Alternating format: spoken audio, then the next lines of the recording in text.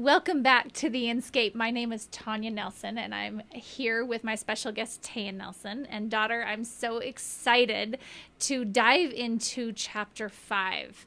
This is the part in the book where I would say that this was the most difficult part, to make a choice to keep going on this journey. And I think the meditation does a really good job of really allowing us to feel what it feels like to come from the role of the observer and feel like you're laying in that grassy meadow at the top of the mountain arrived. Mm-hmm. And that's really how it felt for me. And for me, like I talked about last time, I stayed there for quite a while. And again, really found this sense of peace in identifying myself with the observer and being able to I really believed I had reached this like state of being. And so resting in this meadow and then realizing that there is a choice to be made. And that's what happened for me. And I think the meditation does a great job of walking us up to this door where we get the opportunity to knock. And I feel like it's the opportunity to, where the universe, God, our higher selves gets to say, how serious are you? Yeah. Right? And so that's what it felt like for me. It's like, okay, yeah, you've walked this journey and climbed this hill, but like, how serious were you about asking this question? Yeah, I love the way this meditation sets that up, and I love the way you articulate your process of writing the book, and like the way that was structured and layered similarly to this idea of getting to this destination and then having to actually mean it, that you really want to be there, the dedication to that. I think that's such a good representation of this concept we're about to go into. Yeah, I totally agree. I love the part where we talk about we talked about doubt and we talked about how it comes in, and each one of these chapters layers to your point. It's not that the journey is like a step-by-step process per se. Mm-hmm. It's that each time we line up with one of these practices, these awarenesses, another one comes. And so you've got to be able to practice all of them at the same time. It's this expansion that happens. And so by the time I get to the door and we're knocking, and I'm really having to ask myself, how much do you really want to know? How much do you really want to witness this story? Not just observe it, witness it. And I'm excited to talk about that as well. But as we knock on the door, I can feel the doubt that comes back in when it doesn't feel easy, and we have to sit there and pay attention to whether or not we can hold the space of all the things that we just went through, and ask ourselves the question again and again and again: do you really want to know yourself? Mm-hmm. And I clearly didn't want to witness what was going on in my story. I loved the role of the observer, and I realized that moving into my story and actually witnessing all of myself, and I think that's the key point, is yes, the role of the observer is a part of myself, and it was much more comfortable to stay in that role than really allowing for the integration of the entire process, or the entire the wholeness of myself. Mm-hmm. The physical and mental and emotional and spiritual part of myself.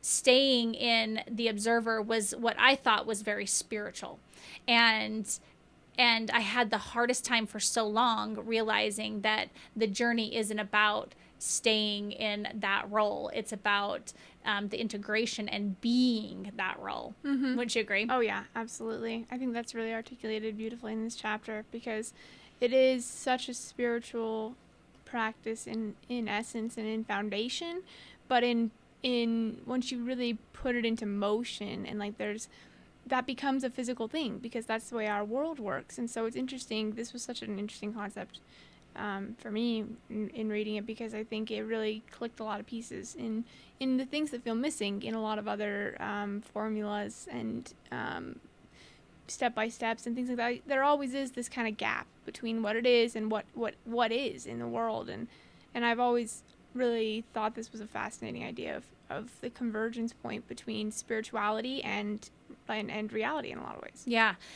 And for me, I think it's interesting, to your point, there's a lot of spiritual processes and journeys, and it was as if, we talk about this separation that happens as a kid from this sense of being and who we are, and there's this separation that starts to happen, and we move into our ego, we move into this identity that we believe we are, and that happens really early on.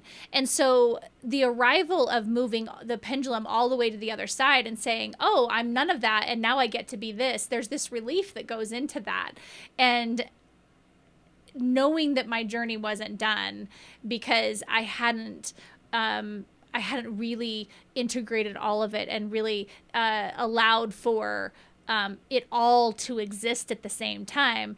And you can really attest to this. I think we had a lot of conversations about, I believed that everything had to be spiritual, or that somehow the physical wasn't spiritual. Mm-hmm. And that's probably more accurate. I mean, what was your thoughts, and how did you realize, I don't know if it was intuitively or through a lot of your studying, because you were a strong mirror for me in this, that it's like, you're separating physical and spiritual like they're different. Mm-hmm. And it took a long time for me to really be able to witness and feel the spiritual integration into the physical, mm-hmm. And that's what we're talking about when we're talking about witnessing our stories. And as I went to go write this book, and I thought that I was trying to, be very spiritual and hand this spiritual book to people,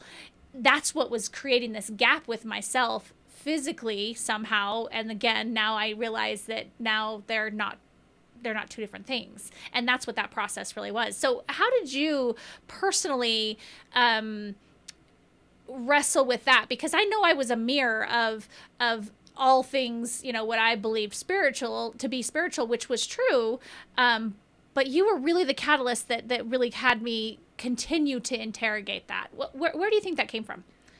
I think to reiterate a little bit of what I said before, I think I always felt like there was a gap between the way people spoke and the ideal way that they wanted to practice these things, and the way that those practices actually came in to being in everyone's everyday life, and there is this sort of disconnect there. And I think I noticed that just because I was so close to your process, and I was growing up at the same time and observing those kind of things anyway.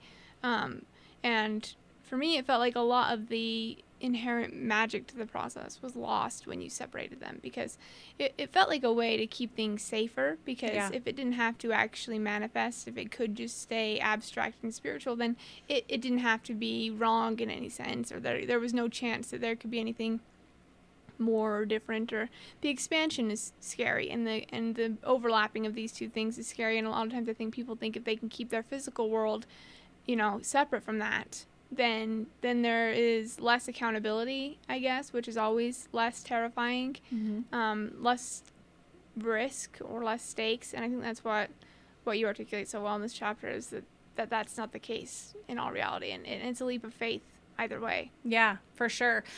As you're talking, it started to really come to me, the difference, or the reason why I think a lot of this was a little bit more integrated into your world. And I think about the fact that you're our oldest, and there was a lot of expectation on you. I mean, I think like in a lot of families, we look at our kids and we want them to do anything that we haven't done, and we project all of our judgments and fears, and that was done to you in a great deal of mirroring, and it's just interesting when I think about you saying the word accountability, and for sure you can tell that in your world, or I could tell in your world, that you held yourself to such a standard and an accountability that that I'm sure when we separated the physical, or when I separated the physical the way that I did, it was somewhat triggering even to you, because it's Yeah, like, I would say yeah. yeah. What comes up for you when I say that? Does that, like, when I the think- word accountability is a word that I think really resonates with you. I guess I think a lot of that does come from I'm the oldest of 6, and so Yeah.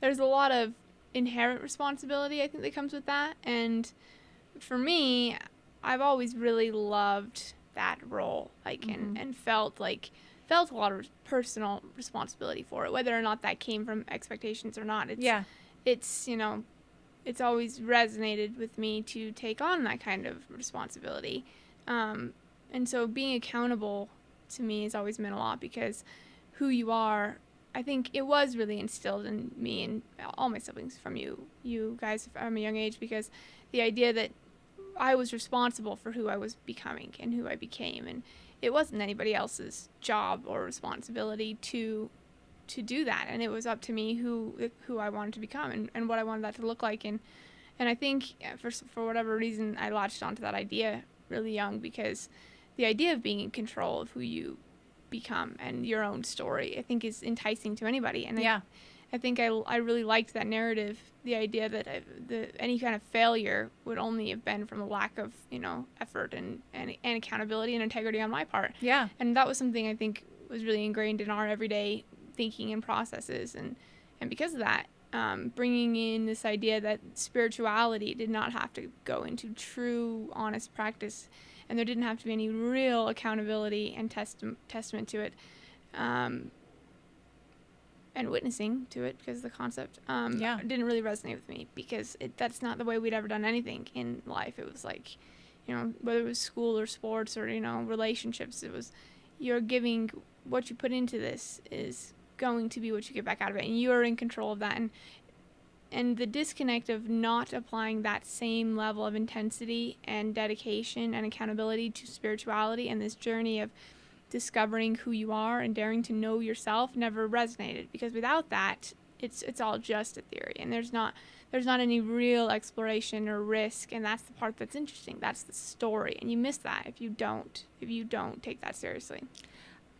It's such a good point, and I can feel as we're talking the desire to dive deeper into this, because on the surface, being responsible and accountable for who we are spiritually and physically is not a new concept. No. And I can feel that there is a version of myself that is coming up that's saying, well, I was very accountable to my spiritual practices, and I was very accountable to who I was, and I was showing up that way. And in order to really understand what it means to witness our to be the witness of our story, there is a much deeper dive into this concept, right? That's what I was going to say, because it's not, there's a difference, because it's not actually that difficult to only be accountable to your spiritual practice. It's not. And that's just as much an escape as anything else. Yes. And without, it's understanding duality and everything, and realizing that as spiritual as you are equally as much so a physical being, and there is, both of these things are true at the same time. Yes. And we are both very, very good people and very, very not so good people at times. And those both have to be true. And at the same time, neither of them are true. And you have to constantly understand this, like, push and pull kind of magnet effect between all these parts of ourselves. And that's really hard, because we want to believe that, by being accountable to the spiritual practice, that we're doing something, and that but really those are the kind of things that keep us stuck in cycles without all of it, and without the extremely painful parts of it. And if it's not continually painful and building in intensity, then we're stuck in cycles. And that's a way to live, but that's not the idea behind this concept. Yes, exactly.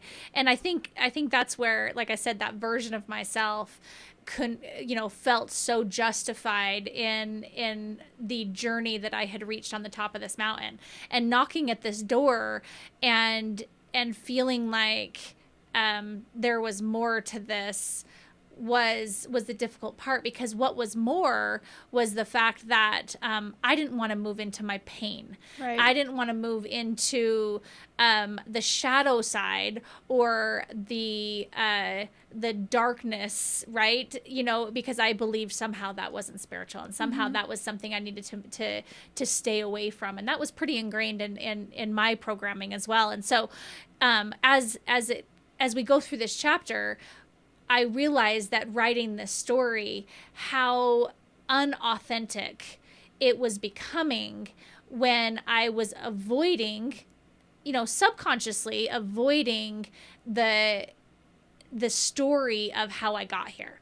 And it keeps us in, like you said, cycles of, a lot of times, this state of, victimhood or villainhood, or we start to play these roles in our story without really witnessing some of the beginning parts and the parts all along, to where I got to be able to own my own shadows and own my own growth in this process, that my own awakenings, which also came with a lot of pain and a lot of vulnerability. And I wanted to keep myself on this pedestal, if you will, of this mountaintop. And I wanted to just sit and observe, instead of realizing that so much of my power came from understanding that there was more to me. And the process of witnessing our story is such a massive gift, because somehow I was making it wrong. Somehow I was making that part of myself wrong. And really going into unconditional love and acceptance for myself, it was impossible to only love one version of myself. Yeah. And it was impossible to connect in every area of life to every person and feel the expansion of every part of myself until I did this journey. And so the cost of not being accountable to all parts of myself, my thoughts, my emotions, anything that came up for me, as I was avoiding that and saying, oh, well, I'm the observer and I'm more than this. And I really separated myself again. And that's the crazy part about it, is I felt like I had reached this place of home, and it was almost as if I had swung to the other side, and I was still separate from myself. And that was a hard realization for me. And knocking at that door and really letting that doubt come back in to say, now I've got to go inside and really actually what felt like do the actual work. It felt like I had just started, actually. Right. And so in this chapter, we talk a lot about time, and we start introducing time as well. And this is such a powerful concept for so many people to start to understand, that as I started walking back, there's that scene in that opening moment of when I'm, laying out all parts of my story, which felt just so raw and so vulnerable, and so much of it I didn't even want to look at. So much of it I felt like I had healed, or I didn't believe as well. That I was avoiding so much of the story. And so as all of that's laid out, what happened in time was also a key part of being the witness of our story. Because when we talk about not separating ourselves, the amount of capacity that came in for me, knowing that all of it was true, allowed me to also do something very interesting with time. So give me your thoughts on that, because obviously I know that you studied this as well, and Einstein time is an incredible theory, and how does it apply to really understanding being the witness, and what does the experience like that look like when we talk about that? Definitely. Einstein time's by far one of the most interesting things I think that has come out of physics in a long time, and it's because it's really dependent on perception. And we talk about that in the chapter, that like Einstein used a really famous metaphor where he said, if you put your hand on a hot stove, that time's going to go by really, really slow. Yeah. A minute's going to go by really slow. But if you're, at lunch with a friend and you're having a really good time, a minute's going to go by really fast. And we say things like time flies and things like that. And those all stem from our unconscious awareness of the reality that our own perception does shape and bend and mold the way we're perceiving time, because we do know that everything is happening at once. That's something we've a theory we've proven. But we also know that the way we're perceiving it is linear, and that's because our brains are wired for a story. They're wired for a narrative. And so I love the way you write this chapter and the way you articulate it, because it comes into the way you're showing your own story and the linear nature of how you're perceiving it, but the reality that you're standing there in this moment seeing them all at one time as well. Yep. And I think it really comes down to realizing the gravity that our own perception and awareness and focus has on things, and how much we can change and influence and become based on that alone. Yes. And in order to be the witness, it was the most presence I think I've ever felt. And so to your point, the perception of understanding time is so interesting, because when you can operate from the space of the present moment, which is actually the only thing that's real, we call in that all things, we call in the entire universe to be, to not try and be dramatic. It's just really true that when we can stand in the space of all things in the present moment are right here, we no longer separate from what is actually real. Right. And so there is this, to your point, the gravity is another word or description of massive power and expansion of the present moment. And so that is what happened, is I realized that I was separating myself from my own story and bringing and returning all of that back to me without judgment, right? Really, like, the judgment's what also separates me. And so the judgment and the fear that oh, somehow that can't be me anymore. And I'm trying to work through the good and the bad and the shoulds and the shouldn'ts and all the judgment that goes along with that. But in that moment, as I'm looking and unfolding my entire story at every point in my life, it was as if I had returned home to that present moment. And so that's why Einstein time, I think, is so relative in this chapter, and it's so powerful to understand that if we can allow ourselves to return home and be all of it, then in this present moment, I don't have to go into the past anymore. I don't have to go into the future anymore, which aren't really real anyways. And I get to stay in this present moment. And yes, my 5-year-old self, my 10-year-old self, my different versions of myself show up in that moment for sure. And when I understand them and I recognize them, I get to decide what this space looks and feels like. And the experience is so expansive when we go into that. Yeah, absolutely. I think that this chapter is one that can be read over and over and over again and understood. And like all of the chapters, this is something that cannot be explained with the head. It's not something that can be understood in theory alone. It's an experience that happens when you're ready to really witness your our own stories and to be all of it. The shadow side, the dark, the light, the good, the bad, all of it. And again, and none of it at the same time. Right. So, any other thoughts before we No, I think that's it. I think this is one of the most powerful chapters in the book and a really defining moment in this narrative. Yeah, I totally agree. Come back. We're going to talk about chapter 6 and dive back into the Inscape.